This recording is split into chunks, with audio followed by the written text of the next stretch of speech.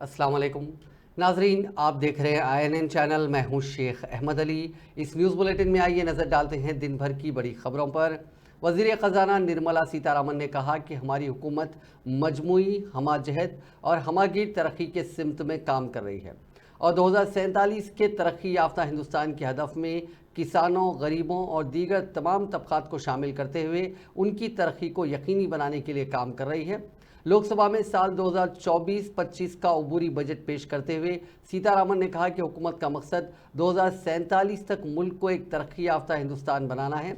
इसीलिए इस हदफ में तमाम लोगों की तरक्की को अहमियत दी गई है और इस प्लान में पूरा मुल्क माशी तरक्की में एक्टिव रोल निभा रहा है।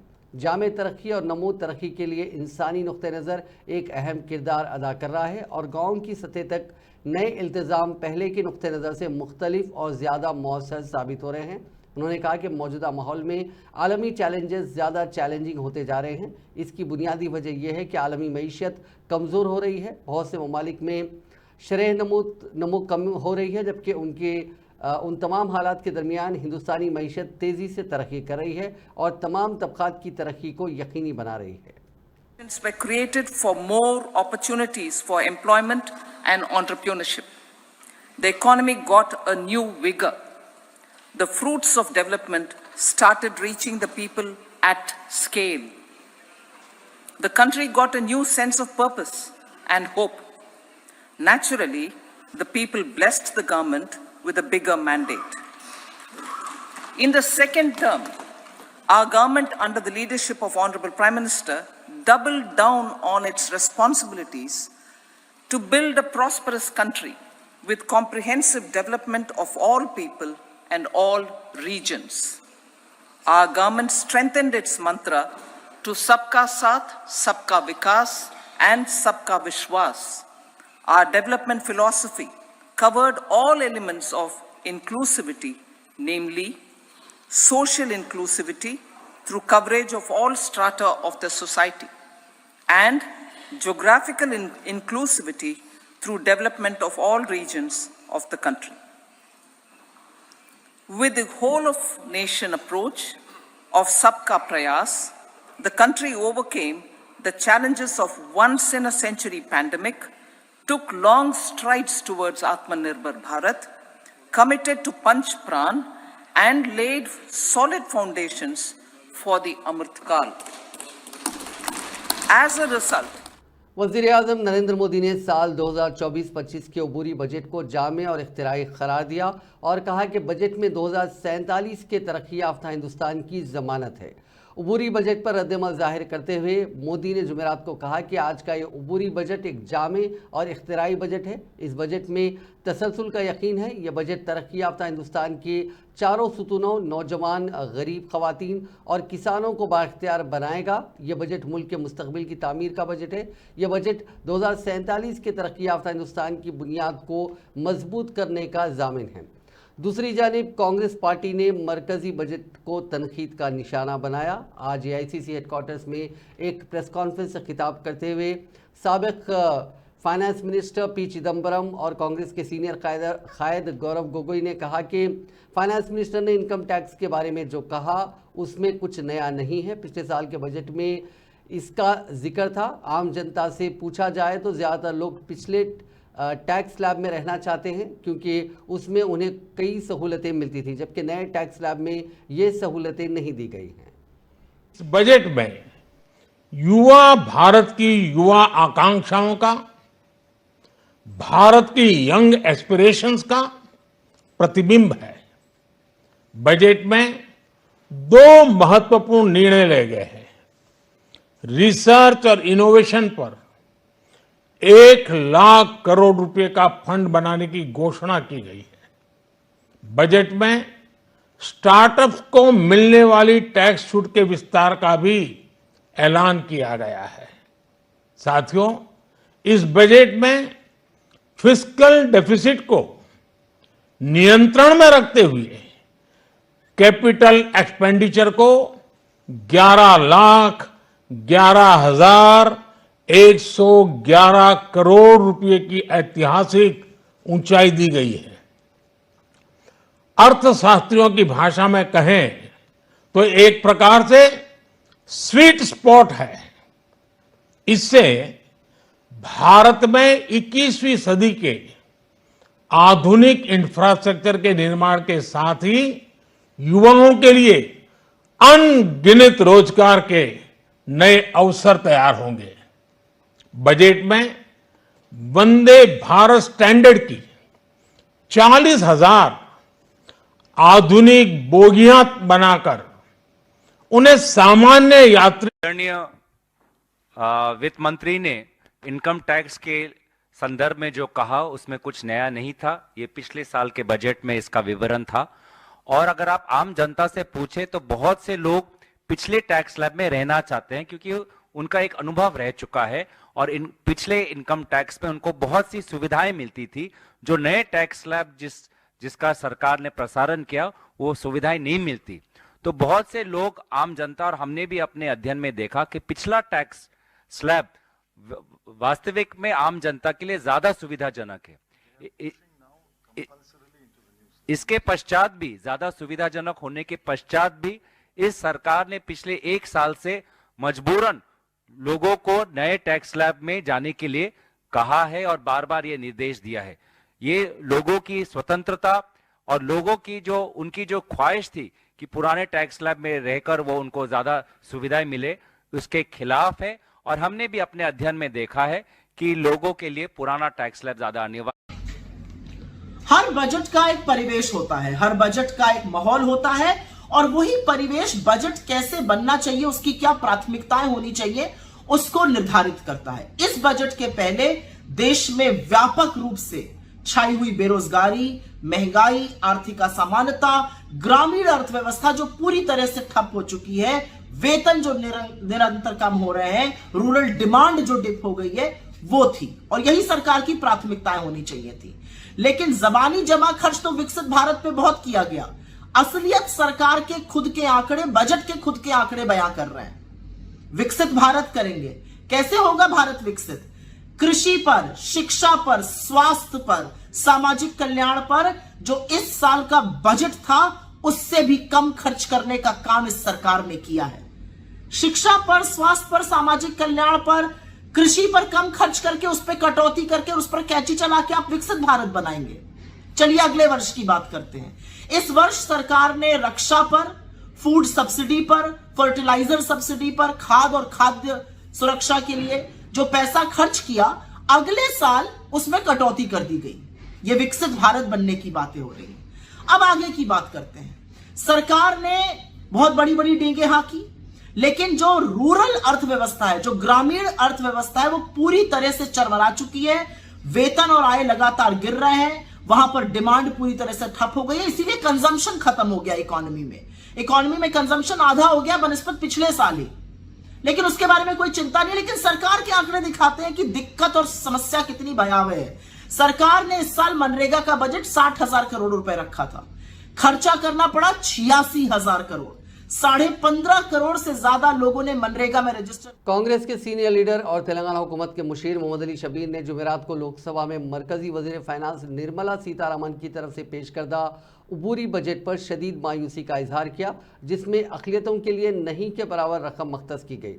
बजट तकरीर के जवाब में शबीर अली ने कहा कि बीजेपी हुकूमत ने अक़लियतों की बहबूद के लिए सिर्फ 3,183 करोड़ रुपये मख्तस किए हैं और ये रकम पिछले साल मख्तस करदा 3,097 करोड़ रुपए से सिर्फ 86 करोड़ रुपए ज़्यादा है।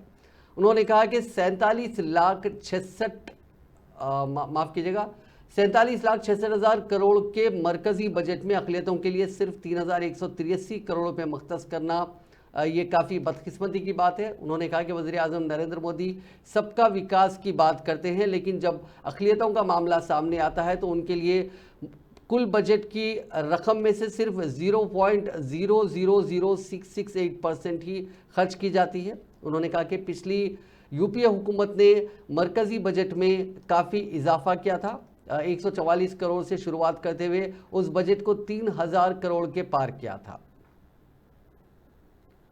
न्यू डेवलपमेंट बैंक के director general doctor D J. Pandian ने जुमेरात को doctor B R. Ambedkar Telangana secretariat में वजीर आला रेवंत रेड्डी से मुलाकात की। इस मुलाकात में बात करते हुए रेवंत रेड्डी ने कहा कि हैदराबाद में मूसा नदी के अहिया के प्रोजेक्ट को शुरू किया जाएगा। उन्होंने कहा कि मूसी रिवर फ्रंट एरिया को बैनुल अक़वामी सतह पर तरक्की देने के मंसूबे बनाए गए हैं। वजीर आला ने कहा कि तरक्याती काम इस तरह से किए जाएंगे कि ये मंसूबा नदी को बचाते हुए उसके पानी को जारी रखकर मकामी लोगों के लिए ज़्यादा सूदमंद बनाएंगे।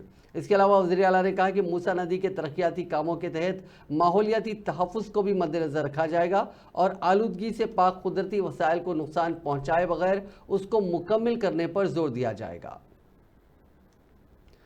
वज़ीर आला रेवंत रेड्डी ने कहा कि 6 जमानतों में से मज़ीद 2 जमानतों को अवाम से किए गए वादे के मुताबिक अमल में लाया जाएगा। उन्होंने कहा कि जमानतों पर अमल दरामद किया जाएगा ताकि वो तमाम अहल अफराद जिन्होंने प्रजा पालना के लिए दरख्वास्त दी है मुस्तफ़ीद हो सके। ओहदेदारों को हिदायत दी गई है कि वो मज़ीद 2 जमानतों पर अमलावरी की तैयारी करें।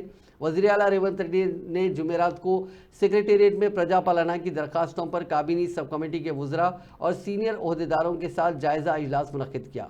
इस इजलास में नायब वज़ीर आला भट्टी विक्रमार्का, वज़रा उत्तम कुमार रेड्डी, डी श्रीधर बाबू और पोंगलेटी श्रीनिवास रेड्डी मौजूद थे। इस ज़िमन में 500 रुपये फी गैस सिलेंडर की फराहमी, इंदिरम्मा हाउसिंग और 200 यूनिट्स तक मुफ्त बिजली की स्कीमों पर अमलावरी के इम्कानात पर मुताल्लिक़ा महकमों के ओहदेदारों से तबादला ख्याल किया गया। ओहदेदारों को इन तीनों जमानतों पर अमलावरी के लिए ज़रूरी एक्शन प्लान के साथ तैयार रहने की हिदायत दी गई। वज़ीर आला ने कहा कि उनमें से 2 को फौरी तौर पर नाफिज करने के इंतजामात किए जाएँ। उन्होंने हर जमानत पर अमल दरामद की लागत और मुमकिना इस्तिफ़ादा कुनिंदगान की तफसीलात दरियाफ्त की। वज़ीर आला ने महकमे फाइनेंस को मशवरा दिया कि वो इस बजट में उनके लिए ज़रूरी फंड्स मख्तस करें। वज़ीर आला तेलंगाना रेवंत रेड्डी के जुमे को आदिलाबाद ज़िले के इंद्रवेली के दौरे के पेश नज़र ज़िला इंचार्ज वज़ीर सीतक्का ने आज इंतज़ामात का जायज़ा लिया। उन्होंने इस मौके पर मीडिया से बात करते हुए इल्ज़ाम लगाया कि पेशरफ VRS हुकूमत ने बेरोज़गार नौजवानों को धोखा दिया है। उन्होंने कहा कि बेरोज़गार नौजवानों को रोज़गार फराहम नहीं किया गया। वज़ीर आला बेरोज़गार नौजवानों को रोज़गार के मौक़े फराहम करने के इक़दाम करेंगे। उन्होंने कहा कि ज़िले के स्मृति वनम में मुख्तलिफ प्रोग्रामों में वज़ीर आला शिरकत करेंगे। सीतक्का ने कहा कि श्रीकोंडा मंडलों में 45 करोड़ की लागत से किए जाने वाले तरक्याती कामों का आगाज कल वज़ीर आला के हाथों होगा। ఈ ఉమ్మడి ఆదిలాబాద్ జిల్లాకు ఇన్ఛార్జి మినిస్టర్గా రావడం నాకు చాలా సంతోషాన్ని అదే విధంగా అదృష్టంగా భావిస్తా ఉన్నాను. ఎందుకంటే వెనుకబడిన ప్రాంతాల యొక్క ప్రజల యొక్క అవస్థలు తెలిసినటువంటి వ్యక్తులుగా ఇలాంటి ప్రాంతాలలో మాలాంటి వాళ్ళం ఉండడం కూడా మరి మారుమూల అటవీ గ్రామాలు కానీ గూడాలు, తండలు, దళిత వాడలు, పల్లెలు, అట్టడుగు వెనుకబడిన కులాలు, మైనార్టీలు అన్ని వర్గాల ప్రజల సమస్యలు కొంత అవగాహన ఉన్నటువంటి వ్యక్తిగా అదేవిధంగా ఆదిలాబాద్ యొక్క భౌగోళిక స్వరూపం కానీ పేదరికం కానీ తెలిసిన వ్యక్తిగా నాకు ఈ యొక్క అవకాశం వచ్చింది. దానికి నేను అక్కడ ఉన్నటువంటి రాష్ట్ర ముఖ్యమంత్రి గారికి, డిప్యూటీ సీఎం గారికి ప్రత్యేక ధన్యవాదాలు తెలియజేస్తా ఉన్నాను. అందుకే అందరం కలిసి కట్టుగా ఈ ఉమ్మడి ఆదిలాబాద్ జిల్లాను అభివృద్ధి పదంలోకి తీసుకెళ్లడానికి ఈ జిల్లా ప్రజలందరి యొక్క సహకారంతో పాటు రాష్ట్ర ప్రభుత్వం యొక్క ప్రోత్సాహం కూడా ఉంటుందని భావిస్తా ఉన్నాను. సీఎం రేవంత్ రెడ్డి గారు ఆ రోజు మరి PCC అధ్యక్షుడైన వెంటనే మొదటి బహిరంగ సభ, భారీ బహిరంగ సభ ఆ రోజు ప్రేమ్ సాగర్ అన్న గారి భుజాల మీద నుంచే వాస్తవానికి వారు ఇనిషియేట్ తీసుకొని పూర్తి స్థాయిలో చేయడం జరిగింది. చాలా పెద్ద ఎత్తున సక్సెస్ అయింది. దళిత గిరిజన దండోరా, ఆ దండోరను రాష్ట్ర వ్యాప్తంగా కూడా మరి మోగించి ఈరోజు అధికారంలోకి రావడానికి కూడా అలాంటి పోరాట స్ఫూర్తి, ఇంద్రవెల్లి పోరాట స్ఫూర్తి వేదికగానే తీసుకోవడం జరిగింది. తర్వాత మరో సోదరుడు మా డిప్యూటీ సీఎం గారు భట్టి విక్రమార్కన్న గారు కూడా వారి యొక్క పాదయాత్ర కూడా ఇక్కడ నుంచే ప్రారంభించడం జరిగింది. కానీ ఈ ఉమ్మడి ఆదిలాబాద్ జిల్లాకు तेलंगाना हुकूमत के मुशीर की हैसियत से हराकरा वेणुगोपाल ने आज अपने ओहदे का जायज़ा हासिल कर लिया। सेक्रेटेरिएट में उन्होंने अपनी अहलिया के साथ खुसूसी पूजा के बाद अपने ओहदे का जायज़ा लिया। इस मौके पर कांग्रेस के कई सीनियर कायदीन मौजूद थे। तेलंगाना के साबिक वज़ीर आला व बीआरएस पार्टी के सदर चंद्रशेखर राव ने आज रुकने असेंबली की हैसियत से हलफ लिया। चंद्रशेखर राव ने गुज़िश्ता 30 नवंबर को मुनक़िदा असेंबली इंतखाबात में मेदक ज़िले के गजवेल असेंबली हल्के से कामयाबी हासिल की थी। ताहम उन्होंने बहैसियत रुकने असेंबली हलफ नहीं लिया था, क्योंकि इंतखाबी नताइज के बाद चंद्रशेखर राव कैंप ऑफिस प्रगति भवन छोड़कर मेदक के रवली में वाक़ अपने फार्म हाउस मुंतकिल हो गए थे। इस दौरान दिसंबर में चंद्रशेखर राव बाथरूम में फिसल कर गिर गए थे, जिसकी वजह से उनके कूल्हे की हड्डी टूट गई थी। बाद उन्हें हैदराबाद के प्राइवेट अस्पताल में दाखिल करवाया गया था, जहां उनके कूल्हे की हड्डी को तब्दील करने का ऑपरेशन किया गया। इसके बाद से वो घर पर ही आराम कर रहे थे। आज केसीआर ने असेंबली पहुंचकर हलफ लिया। स्पीकर गुडम प्रसाद कुमार ने उन्हें हलफ दिलाया।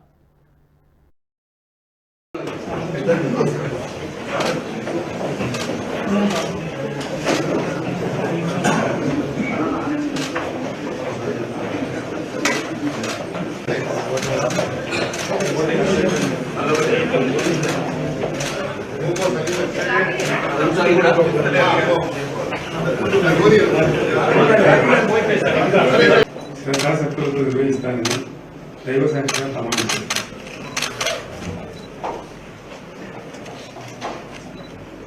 తెలంగాణ శాసనసభ్యుడైన నేను కల్వకుంట్ల చంద్రశేఖరరావు అనే నేను సభ నియమాలకు కట్టుబడి ఉంటానని, వాటిని అనుసరిస్తానని, సభ మర్యాదలను పాటిస్తానని, సంప్రదాయాలను గౌరవిస్తానని దైవ సాక్షిగా ప్రమాణం చేస్తాను.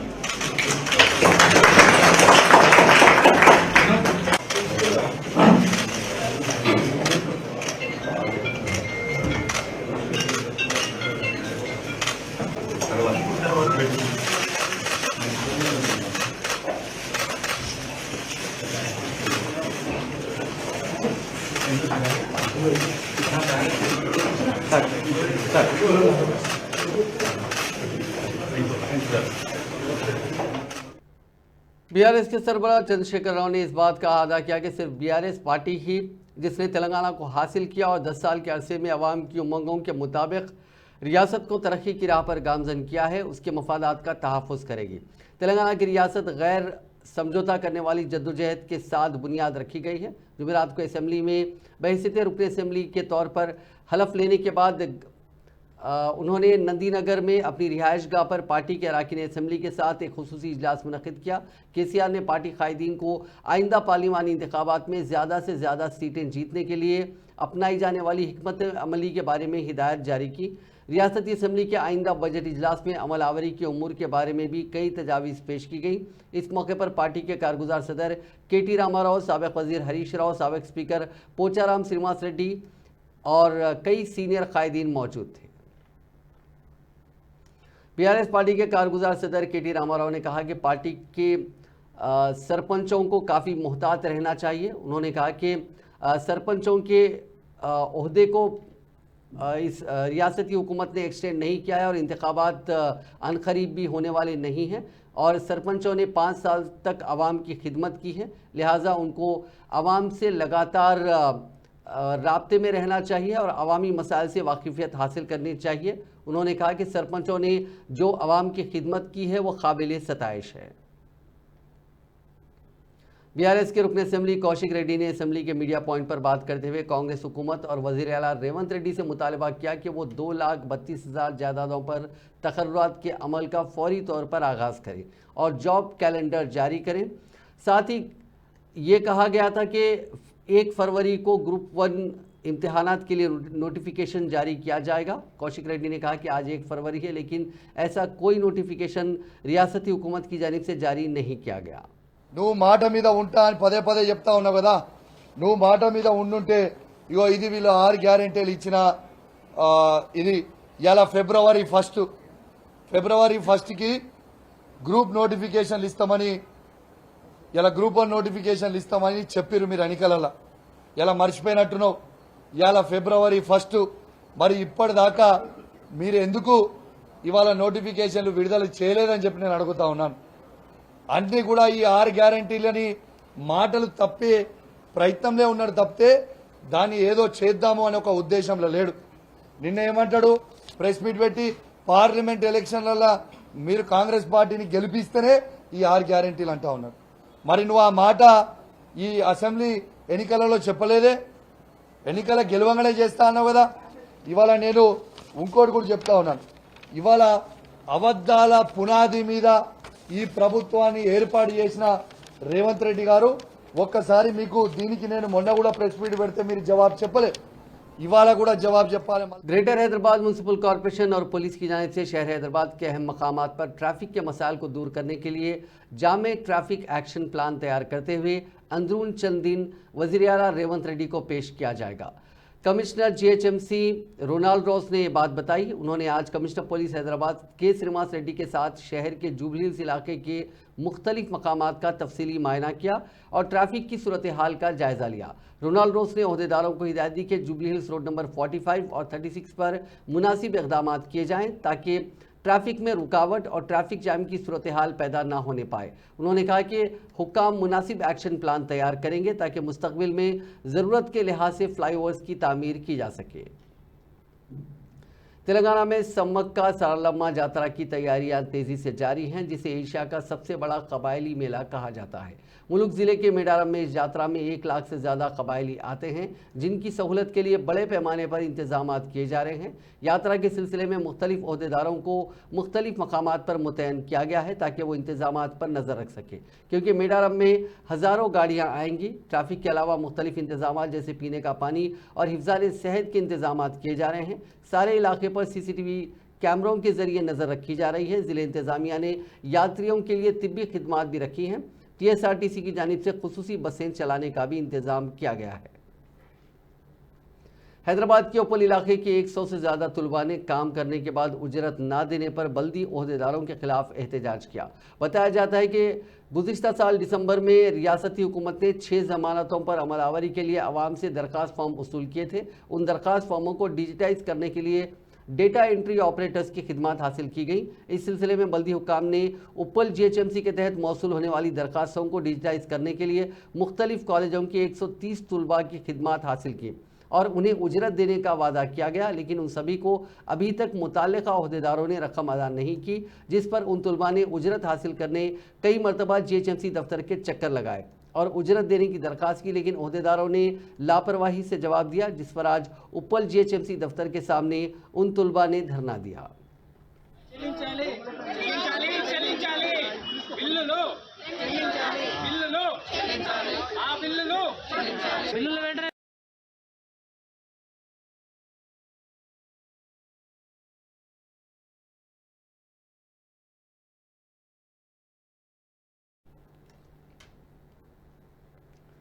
हैदराबाद में डिप्टी चीफ मिनिस्टर भट्टी विक्रमार्का की सरकारी रिहायशगाह प्रजा भवन के सामने एक ऑटो ड्राइवर ने किराया ना मिलने पर दिल बर्दाश्ता होकर ऑटो को आग लगा दी। यह वाकया जुमेरात की शाम बेगमपेट में प्रगति भवन, जो पहले था अभी फिलहाल प्रजा भवन है, उसके सामने पेश आया। तेलंगाना में कांग्रेस इख्तिदार में आने के बाद आरटीसी बसों में खवातीन को मुफ्त सफ़र की सहूलत फराहम की गई, जिससे ऑटो ड्राइवर्स मुफ्त सफ़र की सहूलत ख़त्म करने का मुतालबा करते हुए गुज़िश्ता चंद दिनों से एहतजाज कर रहे हैं। तफसीलात के मुताबिक महबूबनगर का रहने वाला 45 साल शख्स ने माशी परेशानियों से बेजार होकर ये इंतहाई इक़दाम किया और अपने ऑटो को आग लगा दी। इस दौरान वो भी आग की लपेट में आ गया, लेकिन वहाँ पर मौजूद पुलिस अमले ने उसको बचा लिया। उसका कहना था कि उसको सवारियाँ नहीं मिल रही हैं, जिससे वो माशी तौर पर परेशान हो चुका है। शहर के दोमलगुड़ा इलाके में नौकर ने अपने साथी के साथ मिलकर खातून का कत्ल कर दिया और मकान से कीमती अशिया नकदी लूटकर फरार हो गया। ये वाकया गगन महल इलाके में पेश आया। ज़राए के मुताबिक 31 साल खातून असिनिया लता ने अपने अरकान ख़ानदान के साथ वो रहा करती थी। कल उसके घर वाले किसी काम से बाहर गए हुए थे। उस वक्त घर में उनका मुलाजिम महेश मौजूद था। खातून को तनहा देकर उसने अपने साथी को बुला लिया और खातून को कुर्सी से बांध दिया। उसके मुंह में कपड़ा ठोंस दिया गया ताकि वो शोर न मचा सके। बाद अज़ान नौकर महेश अपने साथी के साथ नकद रकम, सोने के जेवरात लूटकर फरार हो गया। घर वाले जब शाम वापस हुए तो उन्होंने देखा कि स्नेहलता कुर्सी पर बेहोशी की हालत में पड़ी हुई है। उसे फौरी तौर पर खानगी अस्पताल ले जाया गया, जहां वो फौत हो गई। पुलिस ने इस मामले में केस दर्ज करके महेश की तलाश शुरू कर दी है। आंध्र प्रदेश के अनामिया जिले के राजमपेट में खातून के कत्ल की वारदात के 9 माह बाद उसकी लाश खबर खोदकर निकाली गई। तफसीलात के मुताबिक ताड़ीपत्री से ताल्लुक रखने वाले ग्रेनाइट के ताजर नरेंद्र रेड्डी ने 13 माह पहले अनंतपुर की रहने वाली दूसरी जात से ताल्लुक रखने वाली जयम्मा से शादी की थी। उसके अरकान खानदान और बुजुर्ग इस बैन जात शादी के खिलाफ थे, जिन्होंने उस पर उसी की जात से ताल्लुक रखने वाली लड़की से शादी के लिए दबाव डाला, जिस पर उसने चंद्रगिरी इलाके की लड़की से शादी की थी। इस वाक़े की इत्तला पर जयम्मा ने उससे नाइंसाफ़ी का इल्ज़ाम लगाया था और उससे अलहदा ज़िंदगी गुजार रही थी, जिस पर बरहमी के आलम में शोहर नरेंद्र रेड्डी ने अपने 3 साथियों के साथ मिलकर बीवी का कत्ल कर दिया और लाश को दफन कर दिया। नरेंद्र रेड्डी के ड्राइवर से पुलिस की पूछगछ पर यह मामला सामने आया। एक मौनवाज जोड़े ने अपने आप को तेलंगाना पुलिस के हवाले कर दिया। संजू और उसकी बीवी सोनी ने जुमेरात को मुलुक जिला हेडक्वार्टर्स में एसपी डॉक्टर पी शबरेश की मौजूदगी में खुद सुपुर्दगी अख्तियार की। इस मौके पर एसपी ने कहा कि अहम लीडर मौनवाज पार्टी के उसूलों को नापसंद करने, पार्टी के लिए लोगों की हिमायत में कमी और सेहत के मसाइल की वजह से हथियार डाल रहे हैं। हथियार डालने वाले बीमा और सोनी को हुकूमत की तरफ से इनाम दिया जाएगा और बाज़ाबात कारी की जाएगी। जिला एसपी ने कहा कि अगर मौनवाज हथियार डाल देते हैं और समाजी धारे में शामिल होते हैं तो हुकूमत की जानिब से उनके रिहैबिलिटेशन के लिए इक़दाम किए जाएंगे। जिला अदालत की जानिब से ज्ञानवापी मस्जिद के व्यास तहखाने में पूजा की इजाज़त देने और इंतज़ामिया की जानिब से रातों रात तमाम बंदोबस्त करने के बाद पूजा कराने के बाद मुस्लिम फरीक ने सुप्रीम कोर्ट से रुजू किया। ताहम अदालत उज़्मा ने अर्जी पर समाअत से इनकार कर दिया। मुस्लिम फरीक ने रात देर गए सुप्रीम कोर्ट के रजिस्ट्रार से रब्ता किया और हुक्म पर रात भर अमल दरामद के बायस फौरी फेरिस्त का मुतालबा किया। ज्ञानवापी मस्जिद की कानूनी टीम, जिसमें वकील फैजल अयूबी, निज़ाम पाशा और आकांक्षा शामिल है, उन्होंने अली सुबह 3 बजे सुप्रीम कोर्ट के रजिस्ट्रार से रब्ता किया था। इसके लिए उन्होंने रजिस्ट्रार से 1 घंटे तक बातचीत की। रिपोर्ट के मुताबिक मस्जिद इंतजामिया कमेटी की जानिब से दायर अर्जी पर सुप्रीम कोर्ट ने समाअत से इनकार करते हुए इलाहाबाद हाई कोर्ट से रुजू करने को कहा। जिला अदालत के फैसले पर हिंदू फरीक ने खुशी का इजहार किया, जबकि मुस्लिम फरीक का कहना है कि फैसला उजलत में जारी किया गया और इसमें कई खामियां मौजूद हैं। अलीगढ़ मुस्लिम यूनिवर्सिटी के माइनॉरिटी स्टेटस पर 8 दिनों तक चली बहस के बाद जुमेरात को सुप्रीम कोर्ट ने अपना फैसला महफूज रख लिया। Chief justice of India DY Chandrachud की सदारत वाली 7 जस्टिस की बेंच में जस्टिस संजीव खन्ना, सूर्यकांत, जेबी पारदीवाला, दीपांकर दत्ता, मनोज मिश्रा और सतीश चंद्रा शामिल हैं। बेंच ने 8 दिन तक इस मामले में दलीलें सुनी। एएमयू के माइनॉरिटी स्टेटस का मुद्दा कई दफ़ों से बना हुआ है। अदालत ने 12 फरवरी 2019 को मुतनाज़ा मुद्दे को सुप्रीम कोर्ट में भेजा था। 1967 में एस अजीब पाशा बनाम यूनियन ऑफ इंडिया मामले में 5 जस्टिस की कॉन्स्टिट्यूशन बेंच ने कहा था कि एएमयू सेंट्रल यूनिवर्सिटी है, इसलिए इसे माइनॉरिटी इंस्टीट्यूशन नहीं माना जा सकता। हालांकि पार्लियामेंट ने जब 1981 में एएमयू अमेंडमेंट एक्ट पास किया था तो इसे यानी एएमयू को माइनॉरिटी स्टेटस वापस मिला था। इसके बाद जनवरी 2006 में इलाहाबाद हाई कोर्ट ने 1981 के कानून के उस प्रोविजन को रद्द कर दिया जिसकी बुनियाद पर एएमयू को माइनॉरिटी स्टेटस दिया गया था। इसके बाद मरकज़ ने कांग्रेस की सदारत वाली यूपीए हुकूमत ने इलाहाबाद हाई कोर्ट के अहकाम के खिलाफ अपील दायर की। यूनिवर्सिटी ने इसके खिलाफ अलग से पिटीशन दायर की थी। अब इस पूरे मामले पर सुप्रीम कोर्ट के फैसले का सबको इंतजार रहेगा।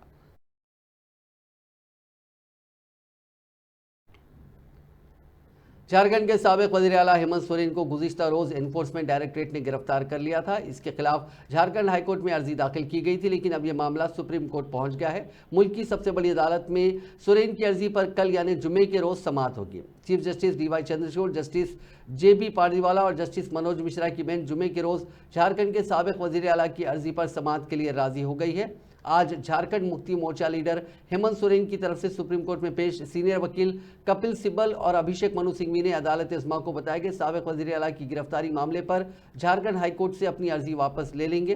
चीफ जस्टिस की अदालत में समाअत के दौरान सोरेन के वकील कपिल सिब्बल ने मामला आज सुबह उठाया था, जिस पर सॉलिसिटर जनरल ने कहा कि सोरेन की गिरफ्तारी के खिलाफ हाईकोर्ट में आज 10:30 बजे समाअत होनी है। इस पर कपिल सिब्बल ने कहा कि वो हाईकोर्ट में दाखिल अर्जी वापस ले रहे हैं।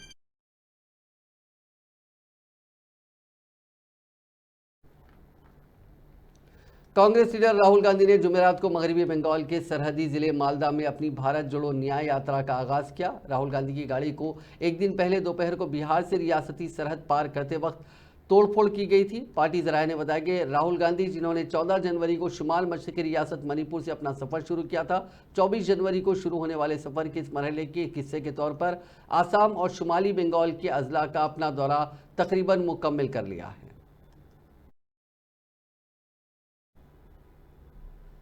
नाजरीन, इस न्यूज़ बुलेटिन में बस इतना ही। आप देखते रहिए INN चैनल।